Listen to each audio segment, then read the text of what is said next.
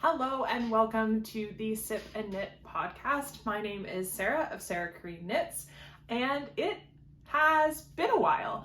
If you watched the last episode, have been traveling for about 2 weeks in the month of September. When we got back, we got COVID, because of course we did. And so this is the first weekend that I've been feeling up to filming and that sort of a thing. I may need to pause to cough. I am not much of an editor when it comes to the podcast either, so I apologize if I don't edit all of the coughs out, but I will do my best. And that being said, this is the Sip and Knit podcast, so we're going to talk about what I'm sipping on first. This is a new tea that I got at the farmer's market this morning. It is probably too hot to drink. It smells really good though. It's in a ceramic glazed mug that I got from a local potter in Dryden, Ontario before we moved.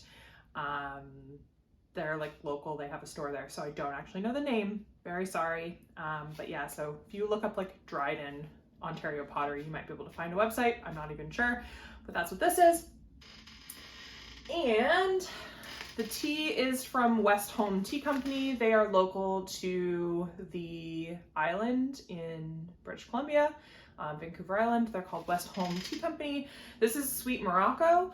I got it because I've tried one of their like stevia sweetened teas. They have like an iced tea that they serve, and I've tried it and it was really good. I don't know if it was exactly this one, but I know that I liked it. So I wanted to try this one. So it has gunpowder green tea, peppermint, orange peel, and raw stevia leaf. Yeah, and they're a tea company that also does ceramics and things like that. We are considering getting their Advent for this year for Christmas time, and potentially doing Vlogmas. I asked my partner if she would consider helping me out with that, because we really enjoy watching Vlogmas together. We tend to watch Hannah from the Corner of Craft, Natalie of Nitty Natty does one, and yeah, I just find them like really relaxing to like sit down at the end of a work day and like catch up and like watch someone's day throughout the month of December. It's kind of delightful. So I figured maybe I'll do one. We'll do a tea advent. I have an advent swap coming in the mail as well, and I have to send one out, so I'll have yarn, I'll have tea. Sounds like a good time to me. I would want to watch that, so I figure someone else might as well. I'm not committing to it yet. We have to kind of figure out the logistics, and like I say, I'm not much of an editor, so we'll see, but maybe. Today we're going to talk about finished objects and works in progress. And I'm going to speak a little bit more specifically about like travel knitting, because like I said, I traveled in the month of September and I sort of planned out my knitting based on that. So I will kind of speak to that a little bit. I'll have a few tips. I don't know if they're necessarily original, but I will have them for you if you're interested at all.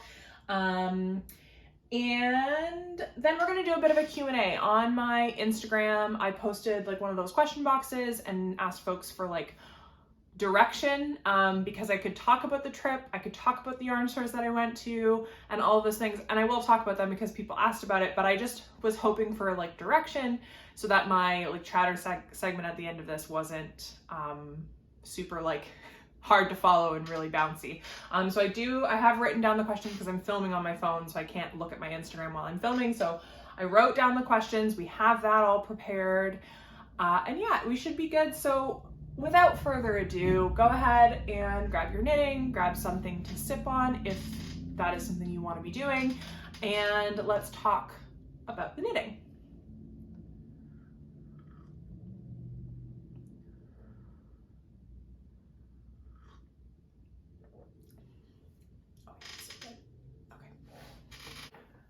I typically start with a what I'm wearing segment, but I'm not wearing anything right now because every day it starts at about 10 degrees Celsius and then it gets up to 25 and 26 degrees Celsius by the afternoon.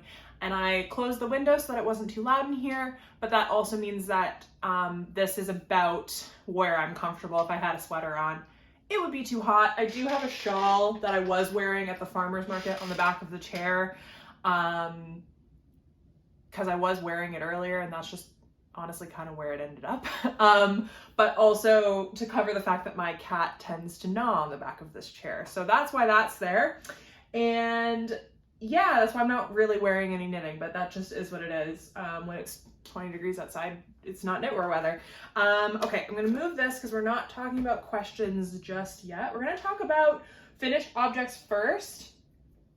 There was a finished object that was a gift. If you watched last episode, there was a shawl. It was the Sure Thing shawl by Samantha Guerin. That was gifted to my friend Monica, who got married and was part of the reason why we went on the trip that we went on. We went to London, Watford. So we were in the UK. Watford is outside of London. It's where my friend Kat lives. And then we went to Milan for the wedding and to visit our friend Monica, and we also saw Mary, and then we went to Rome and then Dublin for a couple of days. And then by the time we got home, we had COVID. Let's go. So yeah, so that's where we traveled and all the things that we did. And one of my finished objects has been gifted.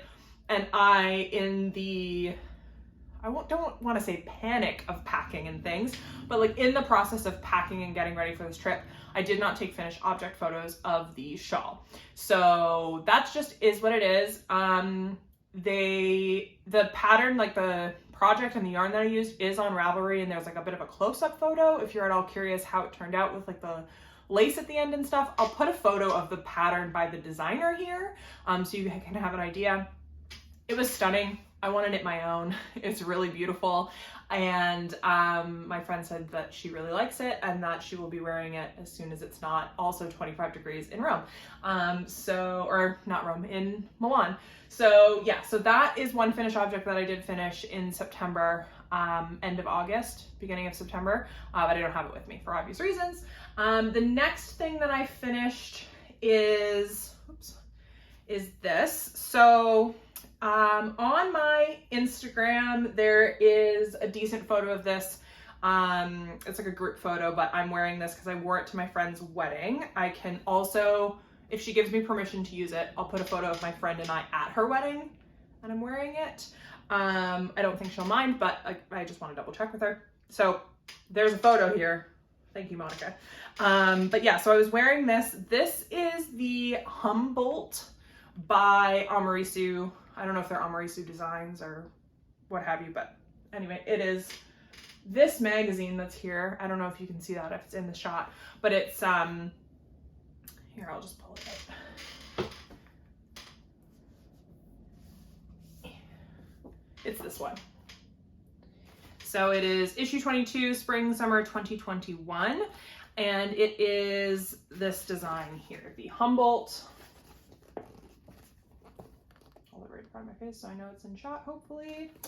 And it is originally a long sleeve, full length sweater. So it is not cropped the way, I thought there was another photo of it. Hold please. Could have swore there was like a photo with two women like shoulder to shoulder from behind. So you can see like the back of it. There it is. So that's a more full photo. It's long sleeved. It is not size inclusive. So I bought this magazine. There are quite a few sweaters in here and like garments that I could see myself knitting. I typically, if I have the option, will buy a single pattern from Ravelry from the designer directly if I know that like that's the only thing that I want to knit out of it, because something like this is usually like $30 Canadian, which is, oh, it doesn't have the price, so I don't actually know if that's accurate, but you know, somewhere in and around that range. And I don't always want to knit more than a couple. Like if I want to knit, let's say 3 to 4 out of like 6 to 9 patterns in a book, I'll probably get the whole book. At least I've started doing that. This is like a new thing that I'm doing just because if I were to buy them all individually, it'd be the cost of the book anyways.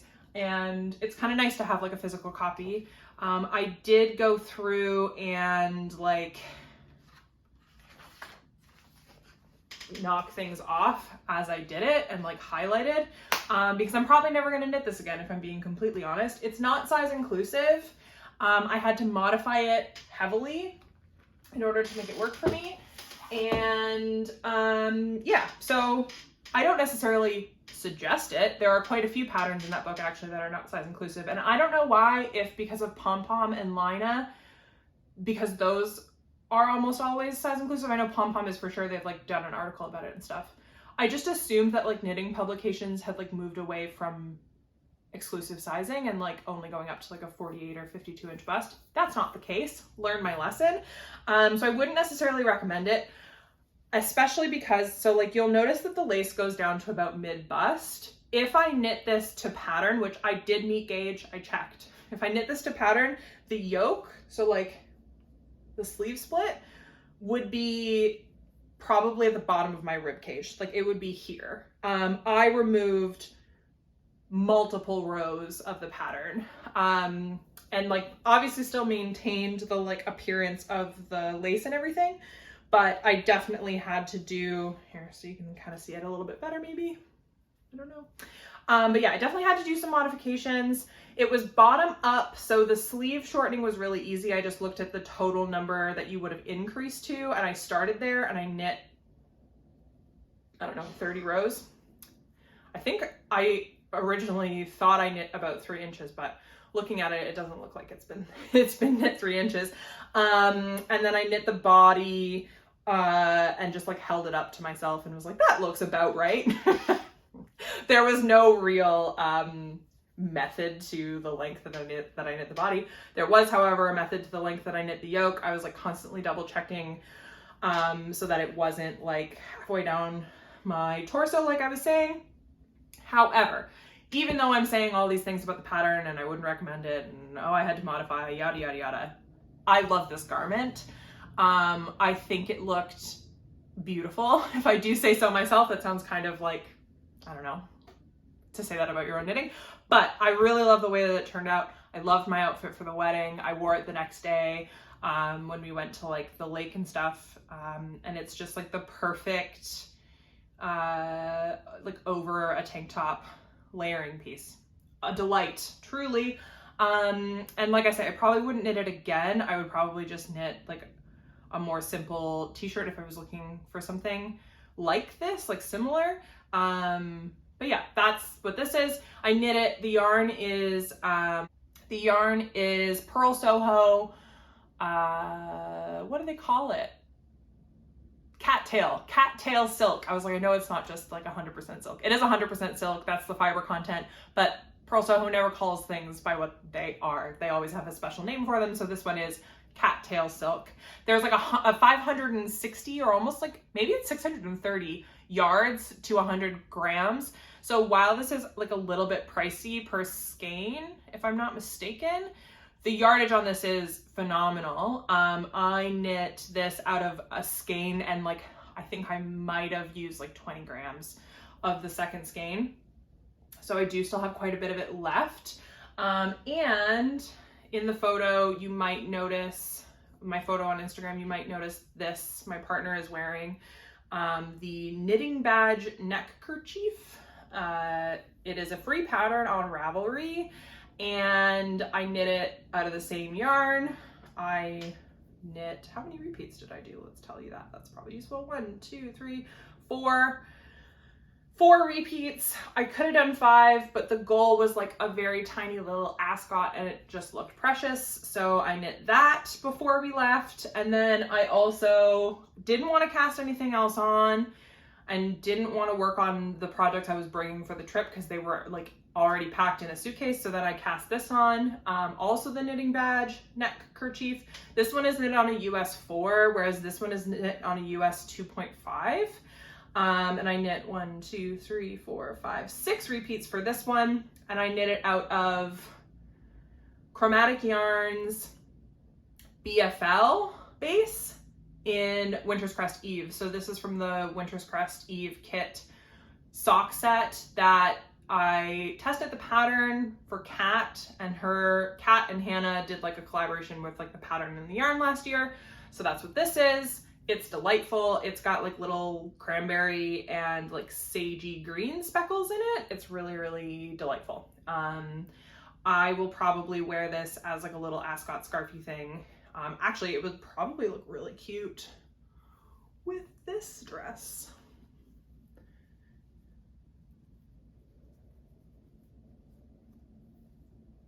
Try not to tie my hair into it.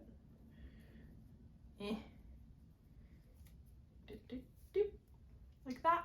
That's probably how I would wear it. Very cute. Very like small little like knitted bit that's not like, I don't know, too much. So that's how I would wear that. I think this one's also long enough that I could like tie it into my hair as well. Like I could do one of these duders like that. So many options. Ooh, you could even do, how would I want to do this? You could do it like this.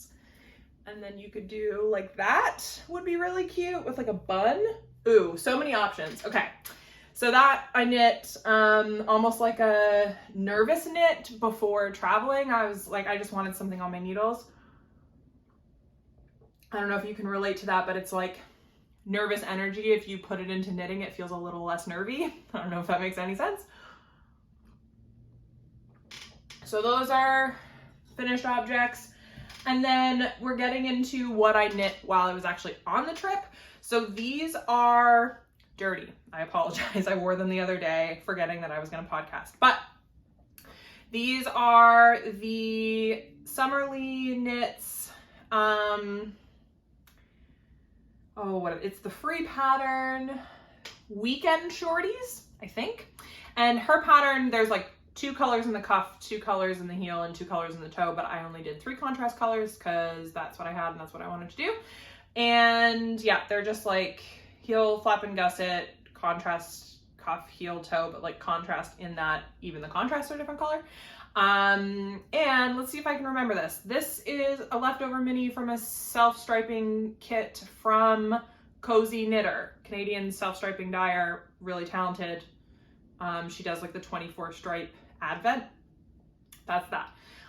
It's not from the Advent, it's from a different set, but that's where the color's from. This is the same as my Ripple crop top. It's from Knit Picks, Stroll, Tonal, Eucalyptus. Look at me go. And this one's also Knit Picks. It is Hawthorne kettle dyed, and I don't remember the name.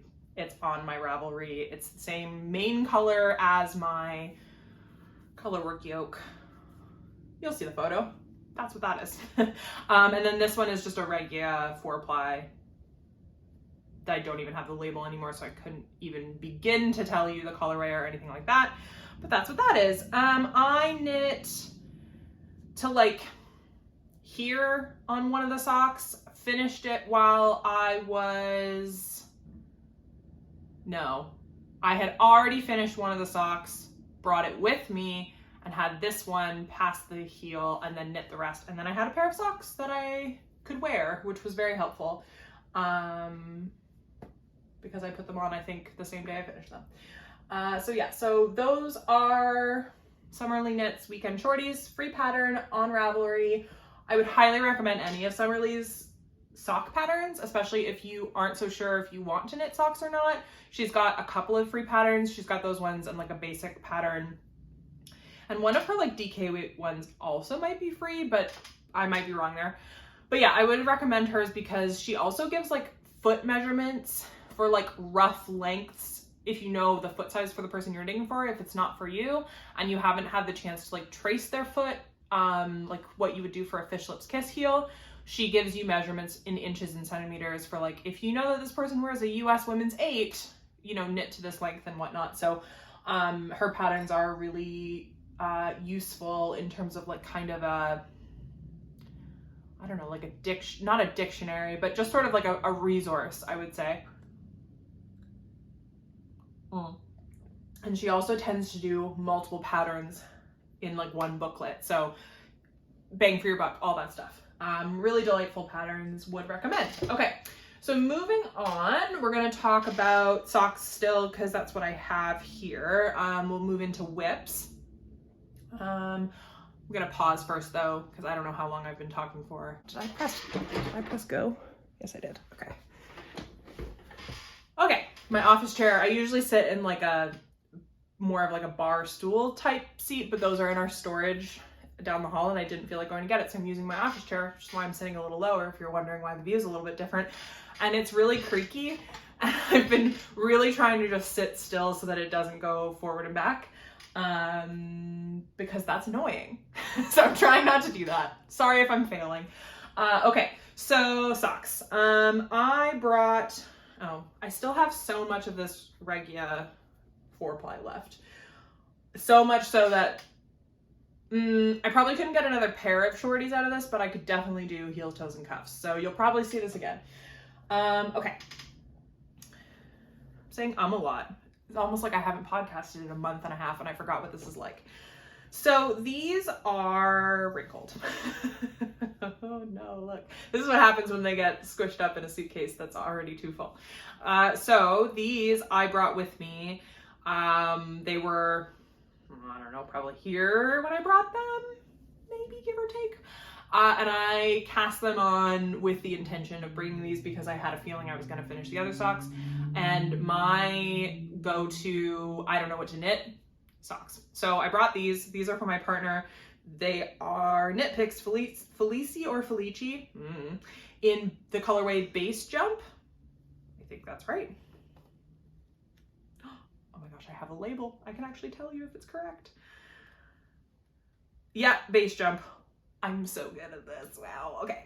Yeah, so that's these. They are 2x2 ribbing for an amount of time, pretty much until it looked good to me because my partner has expressed that she prefers slightly longer cuffs. So that's what that is. Longish leg. When I knit self-striping, I count the number of stripes rather than counting the number of rows. So like, for example, I just sort of was like, we're not really long enough yet. By the blue, I was like, that feels good. And then I just started the heel. There's no rhyme or reason. That's just what it is. 64 stitches, fish lips kiss heel, and a toe. I think it's a rounded toe. Yeah, I think so. Yep, that's all that is. So I started the second one. I finished this. Did I finish this while we were over there? I think so. And I know I knit this like on the way back, maybe on the ferry. So that's that.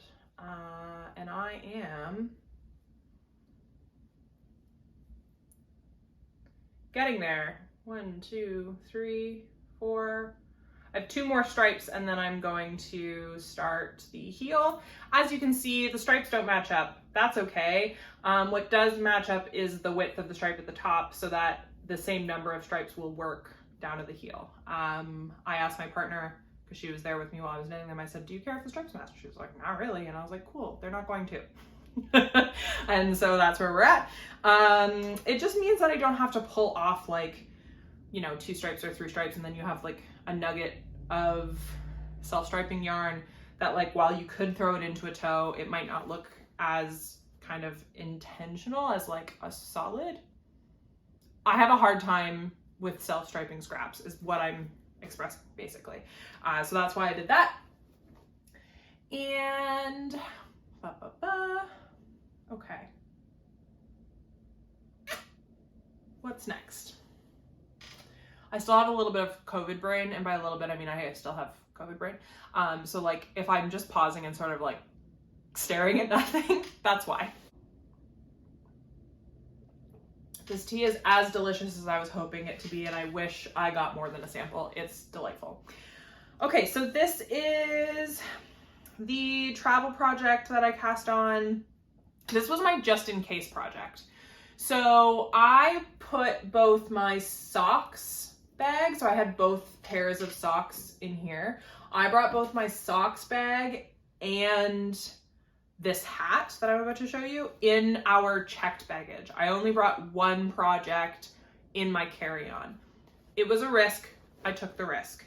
If I had to buy a book or something when we were through security, that's just what it was going to be. So I cast on a Musselburgh hat. This is like a heavy fingering, nearly sport weight on a US 4. I knit on either US 4 or sock needles, specifically because I wanted projects that were going to take a while so that I didn't like run out of knitting while I was traveling. So these are, no, that's socks are these. This is a Musselburgh hat. It's also wrinkled because it went into the checked baggage. And this bright, bright yellow. Okay, where's the, oh goody. I don't have the tag. This is Opus. Colorway, I don't know, but it has alpaca in it. I know it has alpaca in it because my friend, my local knitting friend, hi Ken, if you're watching, can't use alpaca. And so she gave me a bag of alpaca yarn. I'm looking at it, it's sitting right there. And I didn't have the chance to go through it before we left for our trip. I plan on making a Vertices Unite with some of the yarn that she gifted me. So you will see that yarn in the future. But yeah, it's Opus yarns in like a merino alpaca blend. It's super soft and delightful. My partner doesn't really wear yellow like this. I don't really wear yellow like this. My friend Mary wears yellow, and I was knitting this, and I don't remember, I think she was there, but her husband was, and he looked at it and went, you know who does like yellow? And I was like, Mary, and he was like, yeah, and I was like, okay. So Mary, I don't know, maybe you'll get this in the mail when it is done months from now, because it's not something I'm really focusing on. It is I need something to knit. Like, I'm going to see a friend's kid's soccer game later today. I might bring this. I should be working on my Stephen West MKAL, but Lord knows that first clue is a doozy, so probably not, maybe this. Yeah, so Mary, if you're watching, comment below. Do you like that hat? Do you want it? I'll send it to you. Okay, so that's that. Those were my 2 checked bag projects, so that when I was like hanging out with Kat or like sitting around the Airbnb before the wedding, I had like mindless sit around and chat projects, and it came in very handy. I did in fact knit on it while I was there, because I think I was like on the heel or the toe for the sock and I wanted something else. Contingencies, you know what I mean? And this is my final travel project, and this was my big project. So it's the one that I brought with me for the 2 long haul flights that I had on the way there and back. And it is the Cozy Classic Light by Jessie May. It is, goodness, I'm quite far on it now. When I came back from the trip, yeah, because this was like, I had COVID, so like what else was I doing? But when I came back from the trip, I had split for the sleeves and knit probably about 1 inch. So to give you an idea of what I accomplished knitting wise for travel, I had cast on to about here and finished the short rows. I might have been on the short rows. And then on the trip, I did like the increases. I split for the sleeves on the plane, and I was sitting in the middle seat of 3 seats, and my partner was on the left of me, and this very nice woman was on the right hand side, and I was trying desperately to not like elbow her as I was knitting. So I was like knitting very like small. Anyway, yeah, so that's this. It is being knit out of Holst Garn, not super soft, Coast, in the colorway Cocoa. So it's 55% lamb's wool and 45% cotton. It's so soft. I really, really like this. I knit a tank top out of this yarn earlier in the year. If you watch my like 6 months of knitting recap, it's there. It's the Asteria tank top by Maven Crafted, and I held it double. And while it is soft held double, I wonder, the colorways tend to be like slightly different in hand. And this one is softer, I think, than the blue that I used. And it's just so lovely and like drapey because I'm knitting it on a US 4, and it is a light fingering weight. It's just got that like very airy, like gauzy texture almost. I think I'm gonna wear this a lot. So I'm being really intentional about like the length that I'm knitting it and like the sleeves and stuff, because I tend to be like, oh, it's long enough, you know, not really think about what I'm gonna wear it with and if I'm gonna be comfortable. So like I'm really making sure that like the body is long enough before I add the ribbing, and like the sleeves, I wanna make sure that like they don't end up accidentally bracelet length, that sort of thing. And I'm really, really enjoying it. This is my Zoom knitting sitting on my desk. So I just sort of have been mindlessly working at the body. Anytime I can pick up my knitting. I think I'm at like 7 going on 8 inches. I'm gonna knit the body to 9, and then I'm gonna add 3 inches of ribbing so that I have a total of, 12 inches. So that it is not cropped, but not full length, that like sweet spot in the middle for like long-waisted pants. That's my preferred length for everything, basically, unless it's like super oversized, and then I like it to like my hip bones. But yeah, so that's this. I love it. It was a really good travel project because the increases are, there's 2 different increases that you do, but you do one type for a very long time, and then you do just a short amount of the other. And they are easy to keep track of because it's not like a 4-row repeat where you're doing some body and some sleeve and you have to remember where you're at. It's very easily memorizable. So if you're looking for a fingering weight raglan, I would absolutely recommend this one. The short rows are beautiful. The details are stunning. I love Jessie May. We know this to be true. Okay. That is that. We're almost done with the whips, I promise. Let's talk about this one. Is the one that I worked on when I got home. It was definitely like COVID knitting. Obviously I worked on that because like the body is longer than it was when I got home. Like that's obvious. I've worked on it, but I also worked on this quite a lot. This is my partner's Anna tee. It is not size inclusive. Oh, unless I mention otherwise, garment patterns are size inclusive, and I will specifically mention when they are not. My like litmus for size inclusive is a 60 to 62, preferably inch bust, inclusive of ease. So if something goes up to 60 inches total ease, but the recommended ease is, if it goes up to 60 inches total bust size, but the recommended ease is 8 inches, that means it's only useful for a 52-inch bust. That is not size inclusive. So if you're wondering kind of what I base that on, I also would like for the pattern to go as small as somewhere between a 30 and a 32. So that tends to be my kind of gauge. I pay closer attention to the larger sizes because that tends to be more of a difficult thing for larger bodies, and larger bodies are marginalized. That's what it is. So that's why I mentioned that first before the smaller sizes, if you're wondering why I do that. Okay. So this is the Anna tee, like I said, not size inclusive, so we do not like. However, I am knitting it because I bought it before I started paying attention. That's just what it is. So this is the 4th size, and I have added shaping in the torso for my partner so that it's a little bit looser, so that she's more comfortable wearing it. But my goal was that the shoulders were fitted on her, because the way that she likes to wear tops is that they're looser in like the torso area, but then that means they're also looser in her shoulders. And I know that that's kind of a pain point for her. So I was doing my very best to make sure that it's fitted in her shoulders and arms while still giving her that comfort of like a looser torso. So hopefully I've accomplished that. I won't know until I've blocked it, but I added shaping through here, and then I added shaping in the back. Where are those? Right here. So it goes like out like that.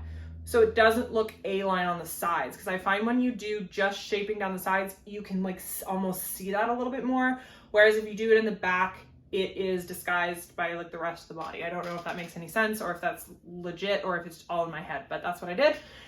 And you'll see, so the bottom is this brown color, the same color that I used in my elf mail.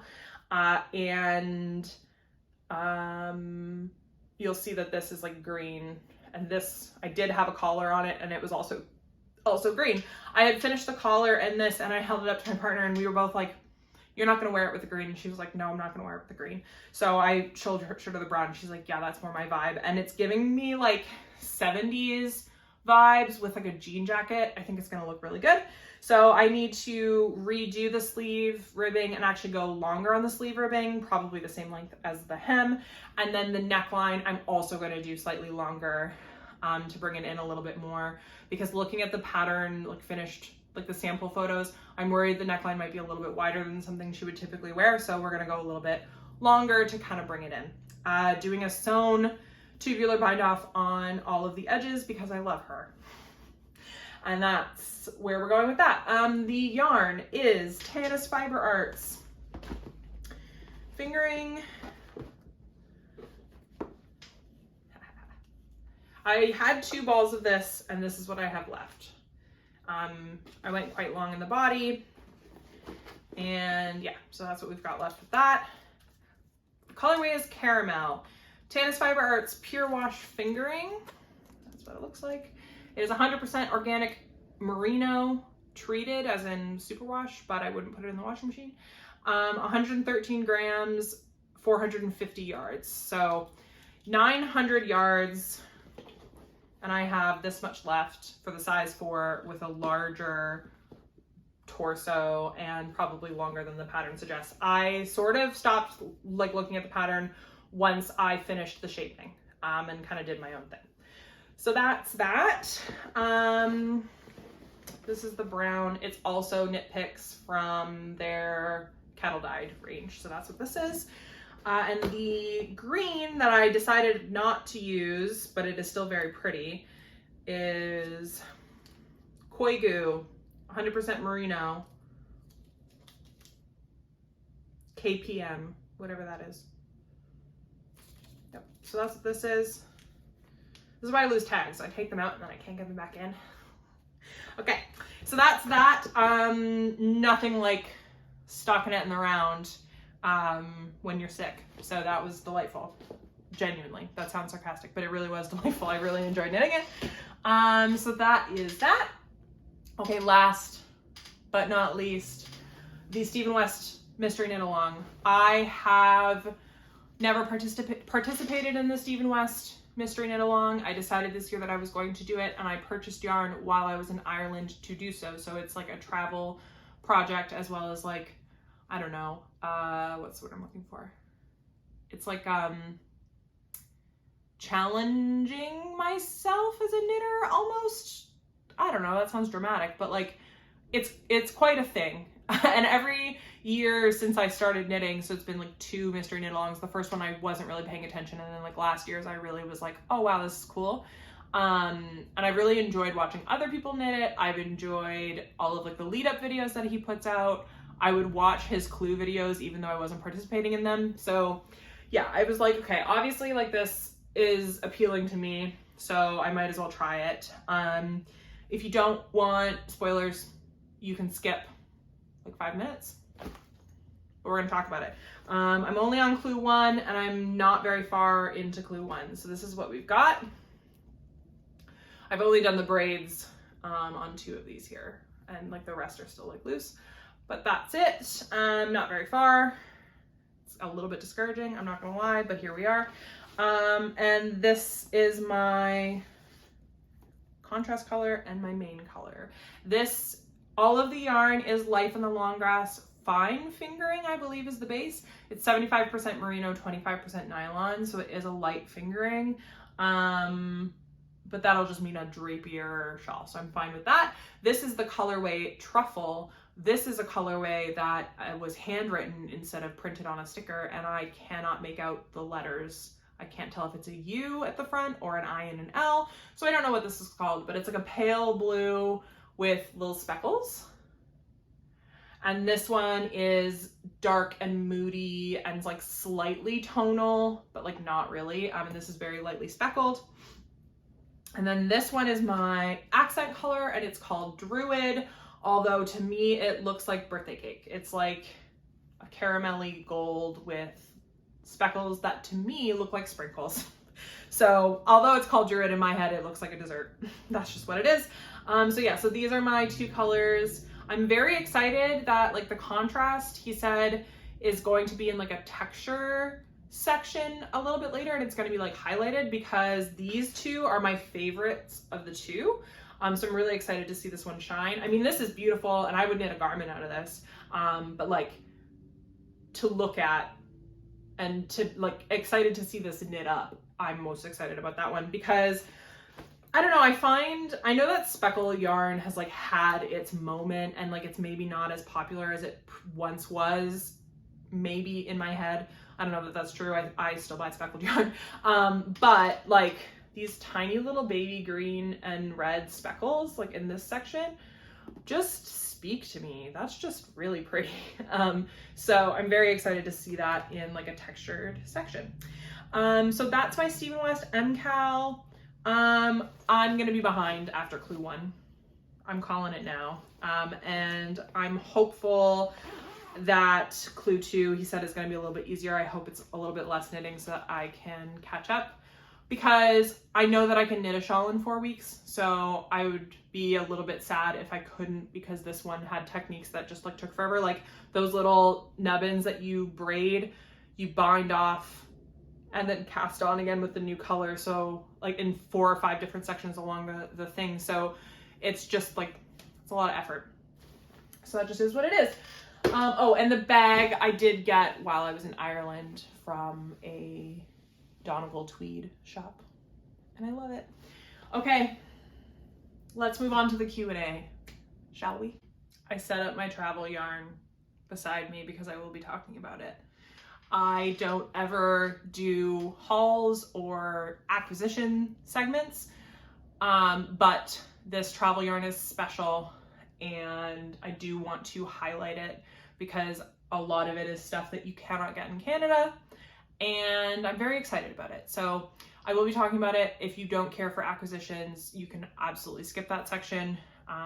But we're going to talk about the Q&A. So I had to write down the questions from like the question box on my Instagram, because I'm filming on my phone. I said that already, you know this already, but that's just what it is. So if you're wondering why it's in a notebook, that is why. Thank you for everyone who did submit a question to give me some direction in this chatter segment, because I wasn't too sure what to talk about. So this helps. I'm having a moment where I'm worried I didn't press the button. 1 second. I pressed the button. Okay, so someone asked a few questions in a row, so we'll just go through them. My year-end knitting plans. So if you watched any of my content early this year, I talked a lot about knitting plans, and I talked a lot about knitting from stash, and I talked a lot about how the amount of yarn that I had was like stressing me out and I wanted to knit it down. I'm not really there anymore. It doesn't stress me out like it used to. I think because at the beginning of the year, I wasn't actually sure the pace that I was knitting at. And so I thought the amount of yarn that I had was like insurmountable. I no longer feel that way. I know that if I'm fairly monogamous in my knitting, I can knit like a fingering weight sweater in a month. So I no longer like look at my yarn and go, oh, it's gonna take me forever, ever and ever. It's sort of just like, oh, look at this, look at these options that I have to like decide what I want to do. And like I can be creative with my choices, and I don't have to feel like I have to do this because I planned it for this month and all of these things. So I'm definitely approaching my knitting practice differently than I was at the beginning of the year. So with that being said, my Make 9 has adjusted slightly. It's still up on my Instagram if you're curious. One pattern I won't be knitting because it's not size inclusive, it's the SSNA, and I hadn't even bought the pattern, so don't have to worry about it. It's not in my library, won't be knitting that. And then or at least I don't think it's size inclusive. I have to go back and double check, but if memory serves, it's one of those ones with a ton of ease, but it technically isn't size inclusive. And I'm also going to be replacing the Jessie May Very V-neck raglan with the Pearl Soho, I think it's called like the Daily Raglan or Daily V-neck, because I have this yarn from the Corner of Craft Chromatic Yarns, and I have 3 skeins of it, so it's enough for a fingering weight sweater for my size, for how I like to knit anyways, like slightly cropped and stuff. And I was gonna hold it with black mohair, but I was worried that it was going to dull down what I like about this yarn, which is like the epic variegation. I'm not really into super variegated garments, but I really like this one for some reason. I just do. I've decided that's what I'm going to knit with that. I'm going to knit the Pearl Soho, and I'm not going to hold mohair, which means I needed to pick a fingering weight sweater. In terms of like super variegated, this is behind me as I'm saying I don't really like super variegated garments, so I do want to speak to that a little bit because I do like variegation. I really like this mohair that I'm going to hold with a solid blue, and so that'll make it be like a little more painterly, a little more watercolor, and that just feels a little bit more my vibe than like the super graphic, whoa, that's variegated sort of a situation. To clarify, if you were curious, that's sort of my vibe. So that is sort of my revamp plans for the end of the year, is once I'm done the Cozy Classic Light, I will be casting on with that purple and yellow yarn. And I also intend to make the Love Note this year. So this is Tana's Fiber Arts again, her Pure Wash fingering in Chris Gray, and her mohair, kid mohair in Chris Gray.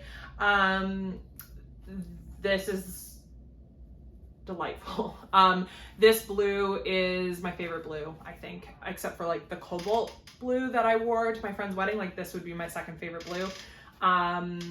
It's just really, really pretty. So I have plans for a Love Note with that.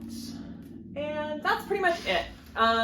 Anything else that's on my Make 9, I may not have plans for, or I may not have time for, excuse me, and I may or may not move to next year.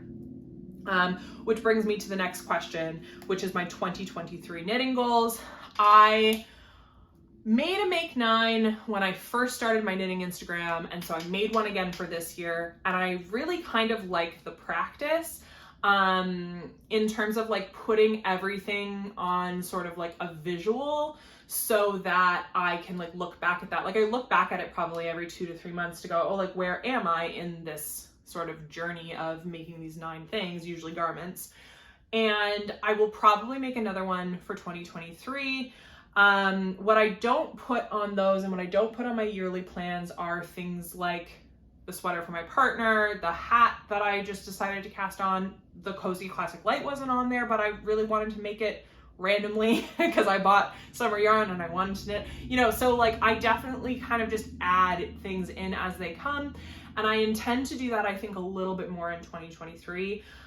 So what I might do is make a Make 9, but a little bit more like Mel from Mel Makes Stuff, I believe is her YouTube channel. I really like her approach where she says like, I want to use this yarn from 5 years ago, Rhinebeck. I want to make a pattern by this designer.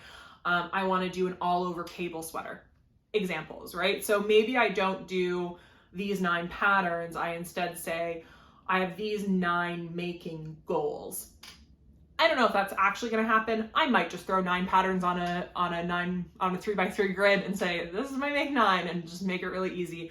We'll see how much creative energy I have after like the potential Vlogmas of December. But that's kind of where I'm leaning towards in my knitting practice for 2023, is a little more creative and like almost like emotional leniency, and instead of putting it on myself to be like, you have to knit this because you have all this yarn, blah, and a little more chill and a little more go with the flow, which is how I've been sort of approaching my like fall making and like the rest of my year. Like the MKAL was so not in my 2022 original plans, and I have this new yarn that I'm like, oh, I really want to cast this on. I have yarn up here that is really inspiring me. So I think I'm going to go with my gut in 2023. That's my plan. Someone also asked about holiday knitting. We have a friend who took care of our animals while we were traveling, and he has since taken care of us when we had COVID and like brought us rapid tests and soup, and you get it. He's a really good friend.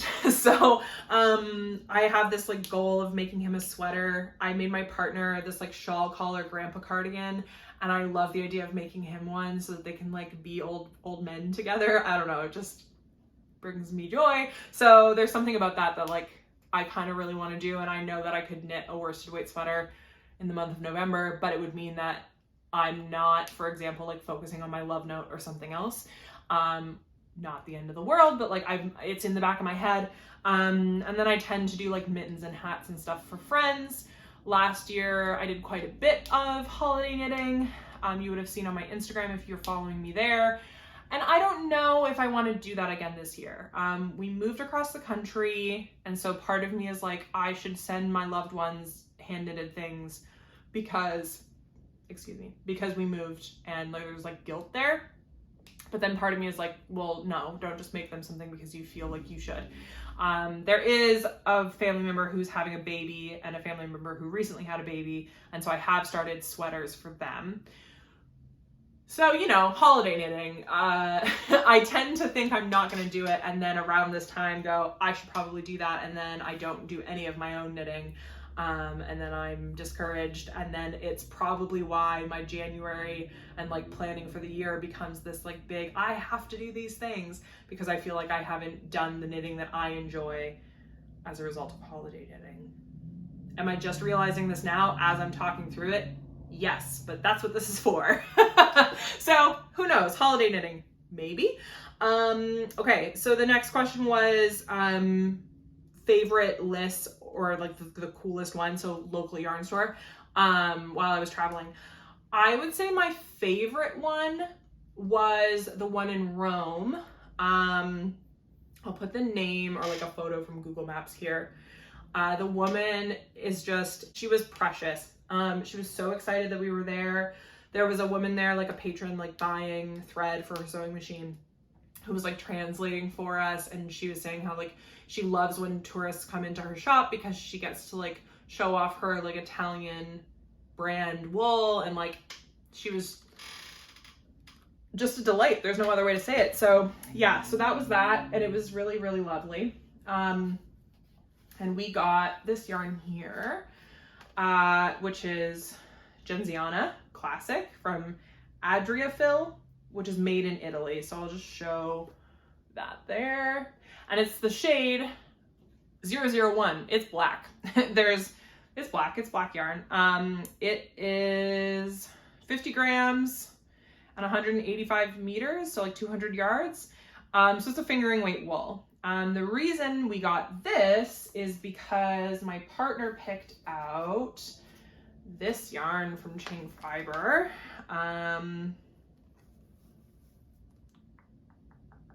Hand-dyed in London, UK. Here we go.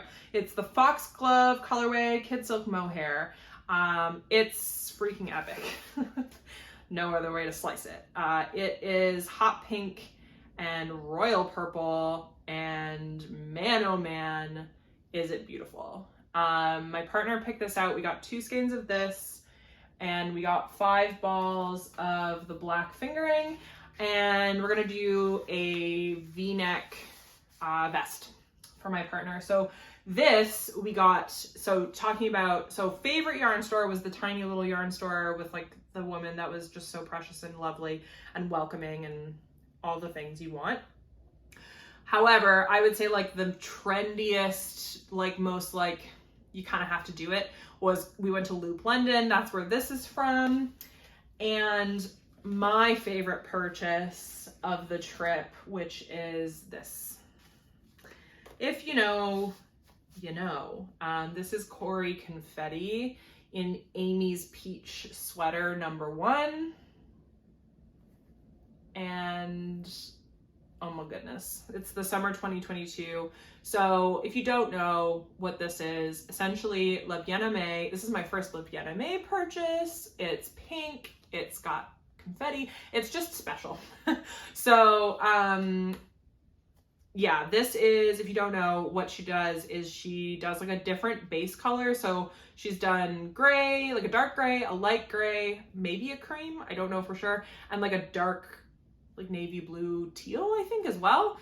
And always though multicolor little tweed neps. And what it is so it's 50% Falkland Corriedale, 30% recycled fibers, and 20% Le Bien-Aimé recycled threads. So essentially all of these little bits are like her recycled yarn, threads and stuff that otherwise would be like landfill trash. So Yeah, very special yarn. I got 3 skeins because I knew I didn't want a sweater out of this.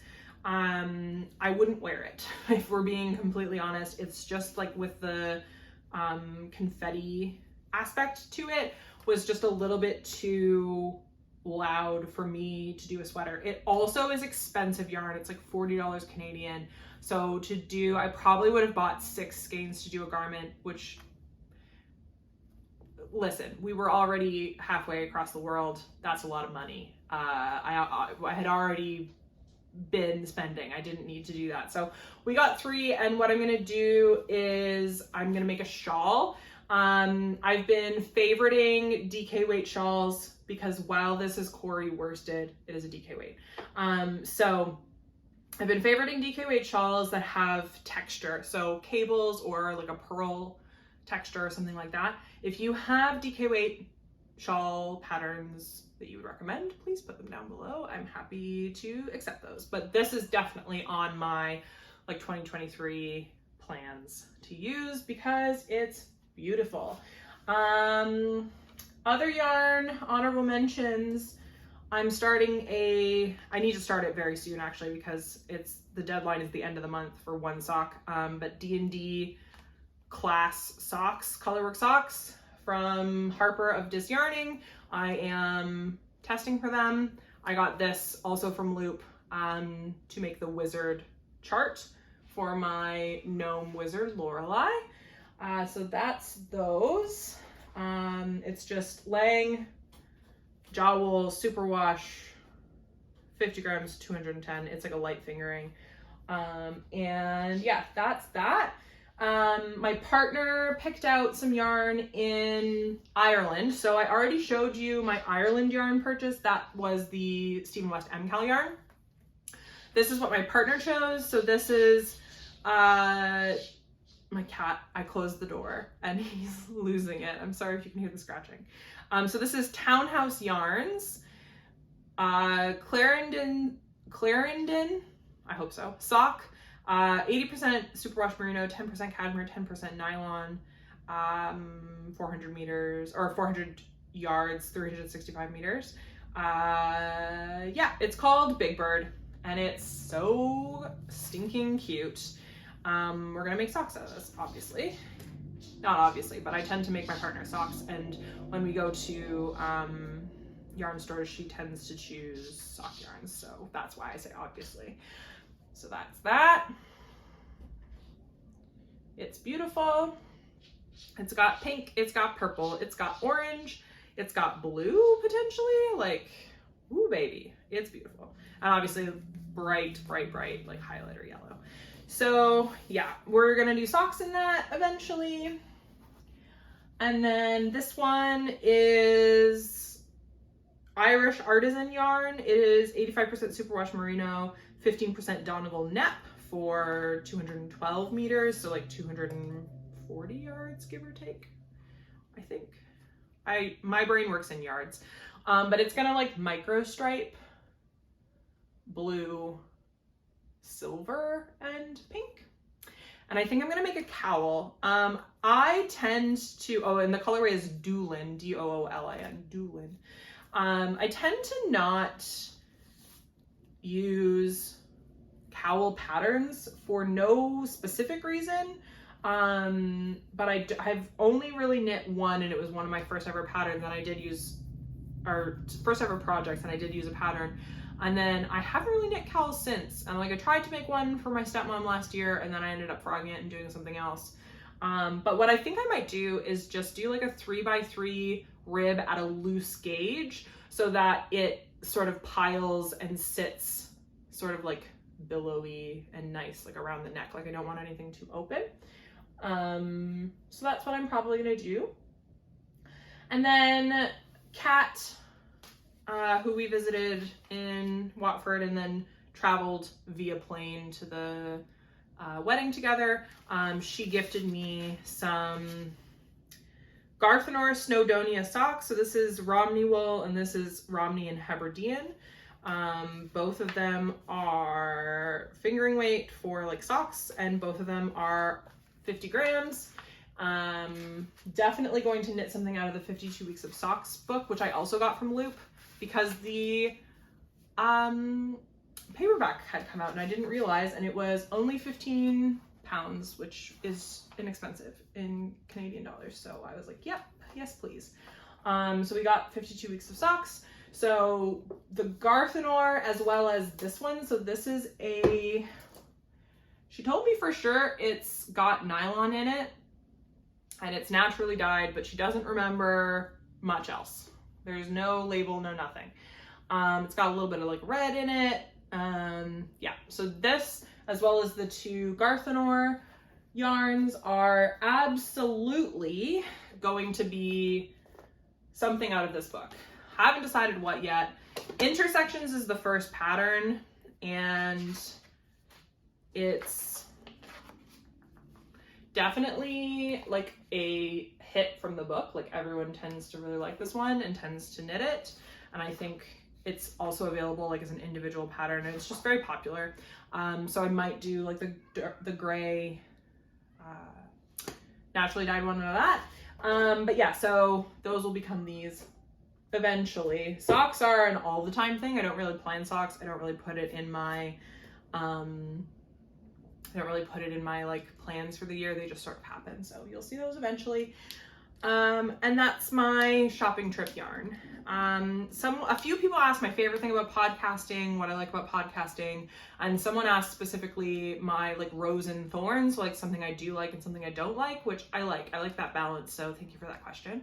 I really like sharing my knitting. I appreciate the outlet. I appreciate like a few moments ago I was talking about like holiday knitting and like realizing why I do it and like those like types of epiphanies and stuff. I'm a verbal processor when it comes to like my head, what's going on in my head. So yeah, I find this is like therapeutic in a way. But then also what I don't like about it is like the setup and the editing. That's just not for me. So yeah, it's just the technical aspect of it is like I have to figure out the lighting and then I gotta put the shot, and that's just not for me, but that's okay. Someone asked me my favorite thing to knit and why. I would say socks. While I love knitting garments, and that's why I got into knitting, is to knit my own wardrobe, my favorite like process knit is socks, because I don't have to think about it. I just trust my sock knitting at this point. Like I've gotten to the point where I don't really have to think about it. So socks. So someone asked a really interesting question in terms of like comparing similar patterns that I've knit. So like they gave the example of the Cozy Classic Raglan, the Lento, and like the Novice Sweater by Petite Knit, or there's another one that's the Raglan and everyone loves it, and I just can't remember the name because I don't knit Petite Knit patterns because she's not size inclusive until recently. And that's what I would say is like I don't really compare like, oh, it's the same thing, so like I'm just gonna knit the one that everyone else has knit, like, and go with the Petite Knit one, because I care a lot about who's created the pattern. So like I tend to knit a lot of Jessie May because like she's a woman of color and she's from Chicago and I used to live in Chicago, so I like that. And I want to support her and like her ethos as a designer. She's a fat person, she knits like and creates patterns to fit people with larger bodies. Like there's just so much about her that I want to support, and so I choose to do that. Like if I'm looking for a raglan pattern, I'm gonna knit the Cozy Classic Light or the Cozy Classic Raglan. That being said, I do have plans for a Lento because the gauge is 16 stitches over 4 inches, and I intend to knit a garment with that gauge. Like I want that loose gauge. So like I will choose that as well. So sometimes it has to do with gauge and like a very specific thing that I'm looking for. But I also like, I will reknit things. Like if I already own the Cozy Classic Raglan and the Cozy Classic Light, so the chances of me purchasing another raglan that is similar are slim to none because the difference is going to be minor, right? So like that's kind of the thought process that I have there. But for example, I have a pale blue yarn up there that I want to use for the Bibliophile by Alicia Plummer. It is fingering weight and it is a raglan, but the construction is different and there are different neckline treatments and stuff. I'm gonna have to open the door. The cat is like not happy that I've closed it on him. Oh, and his litter box is in there. Hold on one second. Come on, bud. Do you need your litter box?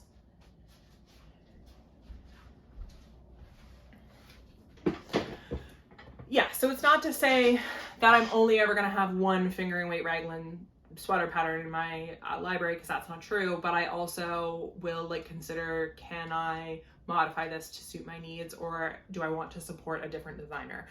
It's very easy for me to say no to petite knit patterns because I think that she took way too long to decide to make her patterns size inclusive. So that's just someone I'm not interested in supporting necessarily. And so, yeah, I tend to look for alternatives. The same person was like, there's so many V-neck slipovers. Like, how do you choose the one that, I think what she was saying was like, how would you choose?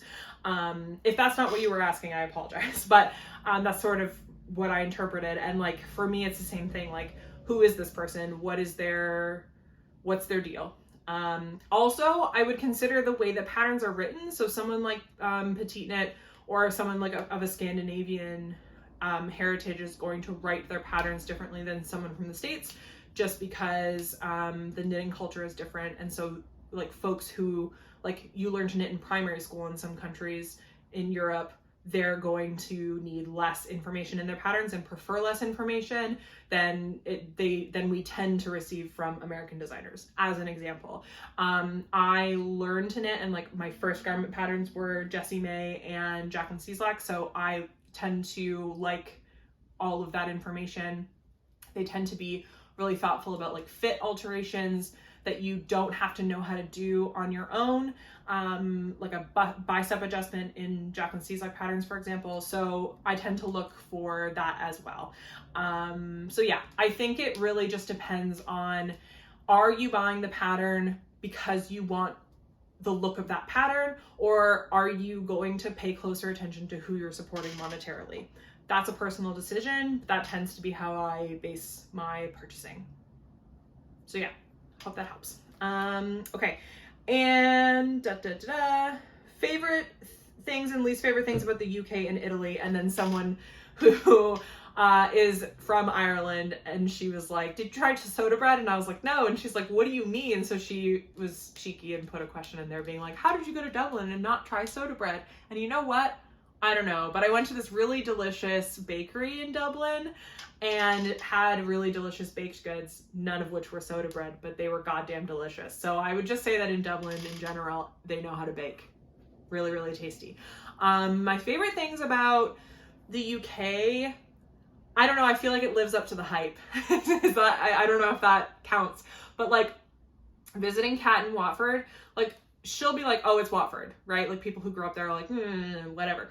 But for people who are not from the UK, it's like the tiny little alleys and like the little houses, everything is just very cute. Like different, it's just different than here. So I would say that it lived up to like the cute quaintness that I assumed was true.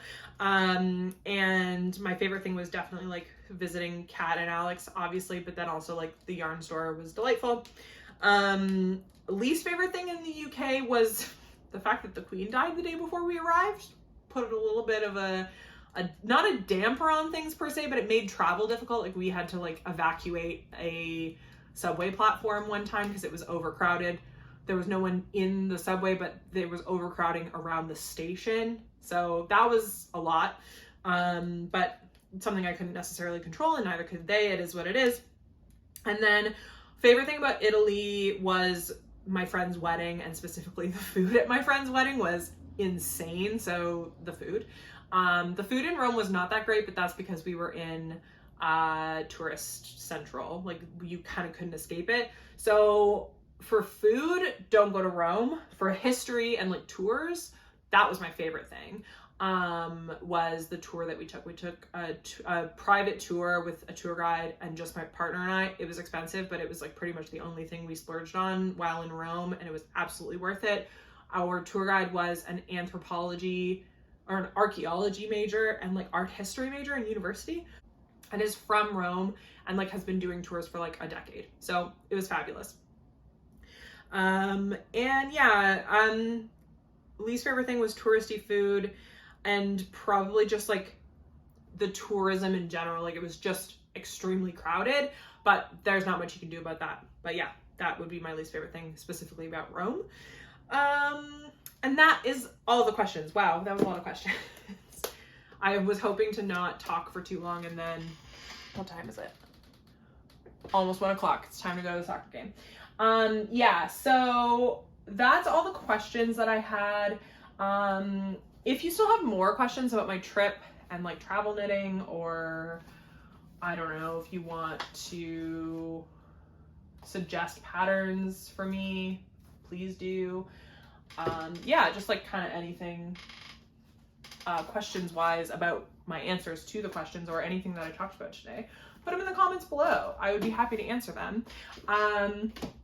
I hope to be back again shortly to talk about Stephen West MKAL knitting and finished objects, probably by the end of this month, and talk about going into Christmas time, and if I eventually do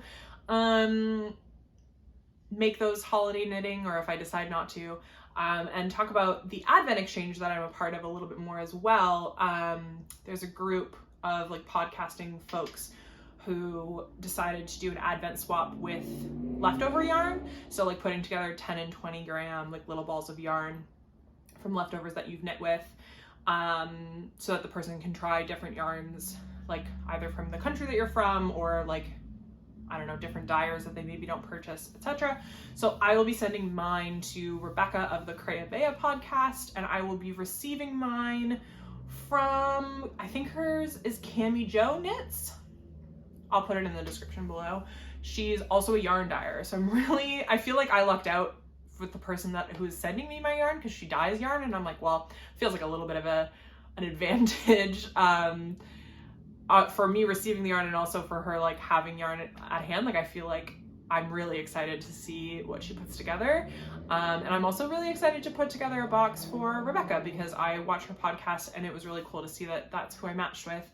I think that her and I have different like color preferences. Like she tends to knit with a lot of like creams and beiges and like the odd like red, and I don't knit with those colors at all. So it'd be really cool to see what she thinks about the yarns that I send her, because I don't know, I think maybe we have different like color sense, like what we like and stuff. So I hope she likes what I sent her. I don't know. And yeah, that's it from me. Thank you for sticking around this long. If you did in fact stick around this long, I apologize for my coughing. I feel like I'm losing my voice a little bit because COVID sucks. And I'm gonna leave it on that. Thank you so much for watching. I will see you in the next one. Take care, and don't forget to sip on your tea and enjoy hopefully the fall weather that you're having, that I am not. I will live through you. Enjoy the rest of your day or evening or whatever it is where you are, and see you next time.